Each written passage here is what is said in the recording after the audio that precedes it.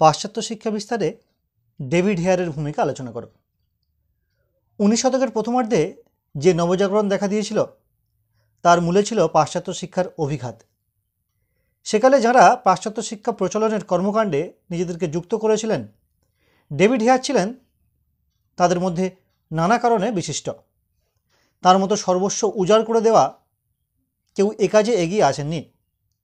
তার জীবনের ধ্যান জ্ঞান সব কিছুই ছিল এদেশের ছাত্র সমাজকে ঘিরে। পাশ্চাত্য জ্ঞান বিজ্ঞানের অনুশীলনে তারা যাতে ইউরোপীয়দের সমকক্ষ হয়ে উঠতে পারে, অগ্রগামী পৃথিবীতে সমতালে চলতে পারে, তার জন্য তিনি ঐকান্তিক প্রচেষ্টা চালান। Hindu college, medical college, school society, school book society, Asiatic society, নানা অনুষ্ঠান প্রতিষ্ঠানের প্রতিষ্ঠা ও পরিচালনায় মানুষটির নিয়ত উপস্থিতি ছিল চোখে পড়ার মতো। স্কটল্যান্ডের অধিবাসী, পেশায় ছিলেন ঘড়ি ব্যবসায়ী, কিন্তু তার হৃদয় ছিল বাঙালির মায়ের মতো স্নেহপ্রবণ। শিল্প বিপ্লব ইংল্যান্ডের সমাজ ব্যবস্থায় এক বিরাট পরিবর্তনের সূচনা করে। সেই পরিবর্তনের সঙ্গে সামঞ্জস্য রাখার জন্য ইংরেজ শাসকরা বাধ্য হয়েই এদেশে পাশ্চাত্য শিক্ষার প্রবর্তন করে। এ ব্যাপারে ডেভিড হেয়ারই ছিলেন তৎকালীন সরকারের প্রধান সহায়ক। ঘড়ি ব্যবসার সূত্রে হেয়ারের সমকালীন সময়ে অনেক বিখ্যাত ব্যক্তিদের সঙ্গে সাক্ষাৎ ঘটে, যাদের মধ্যে অন্যতম ছিলেন রামমোহন রায়, দ্বারকানাথ ঠাকুর, রাধাকান্ত দেব, বৈদ্যনাথ মুখোপাধ্যায় প্রমুখ। এই সমস্ত ব্যক্তিদের বিভিন্ন বিষয়ে নিয়ে তাদের সঙ্গে প্রায় তিনি গভীর আলোচনা করতেন। এই আলোচনাগুলি থেকে এদেশের কল্যাণের জন্য একটি উন্নত আধুনিক শিক্ষা প্রতিষ্ঠার উপলব্ধি কথা উঠে আসে। 1817 খ্রিস্টাব্দে হিন্দু কলেজের প্রতিষ্ঠা এই উপলব্ধিরই এক ফলশ্রুতি। ডেভিড হেয়ার স্থানীয় জনগণকে পাশ্চাত্য শিক্ষায় শিক্ষিত করার জন্য একটি শিক্ষা প্রতিষ্ঠান স্থাপনের কথা চিন্তা করেন। এ বিষয়ে তিনি কলকাতা সুপ্রিম কোর্টের প্রধান বিচারপতি হাইড ইস্টের সমর্থন আদায় করেন। রাজা রামমোহন রায় ও রাধাকান্ত দেব তাকে সক্রিয়ভাবে সহযোগিতা করেন। সকলের সহযোগিতায় ডেভিড হেয়ারের উদ্যোগে সফল হয় 1817 খ্রিস্টাব্দে 20 জানুয়ারি হিন্দু কলেজ প্রতিষ্ঠার মাধ্যমে।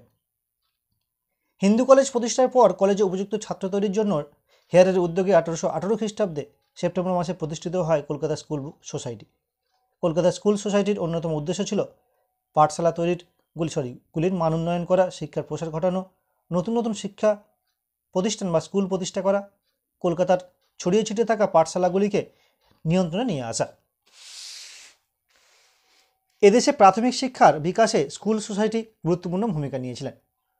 গরিব মেধাবী ছাত্ররা সোসাইটির ব্যয়ে হিন্দু কলেজে পড়াশোনা করার সুযোগ পেত। হেয়ার ছাত্রদের মায়ের মতো স্নেহ করতেন।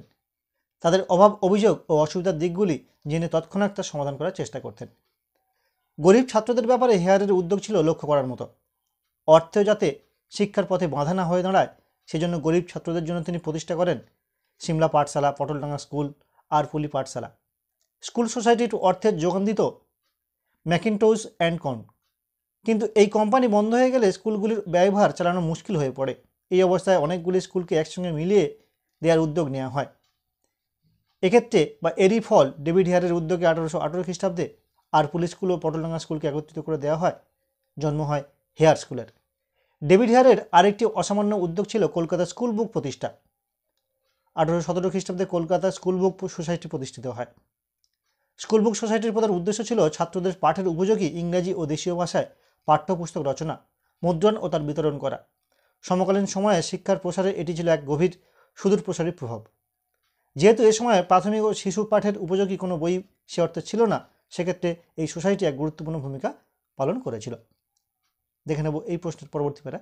সামাজিক ও ধর্মীয় কারণে 19 শতকের প্রথম ভাগে স্থানীয় হিন্দু ছাত্ররা কলকাতা মেডিকেল কলেজে ভর্তি হতে চাইত না। হেয়ার তার অবিরাম প্রচেষ্টা চালিয়ে স্থানীয় মানুষজনদের মনের কুসংস্কার দূর করে ছাত্রদের এই কলেজে ভর্তি হতে উৎসাহিত করেন। কিন্তু হেয়ার শিক্ষা ও সমাজ সংস্কারের মূল কাজগুলিকে ইউরোপীয় সমাজ কোনোদিনই সমর্থন করেননি। এদেশের লোকেদের সঙ্গে তার ঘনিষ্ঠ সম্পর্ক ও আত্মীয়তাকে তারা কোনোভাবেই ভালো চোখে দেখেনি। বাংলাকে মনে প্রাণে ভালোবেসে ডেভিড হেয়ার স্বদেশ স্কটল্যান্ডে ফিরে যেতে অরাজি হন বা ফিরে যাওয়ার চিন্তা তিনি ত্যাগ করেন।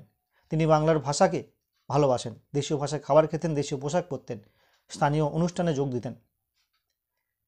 হয়তো তিনি স্বদেশীদের তাঁর দেশের মানুষদের কাছে বা ব্রিটিশ সরকারের কাছে ভালো করতে পারেননি, কিন্তু বাঙালির মনে, বাংলার মনে, ভারতবাসীর মনে তিনি আজও অমর হয়ে রয়েছেন।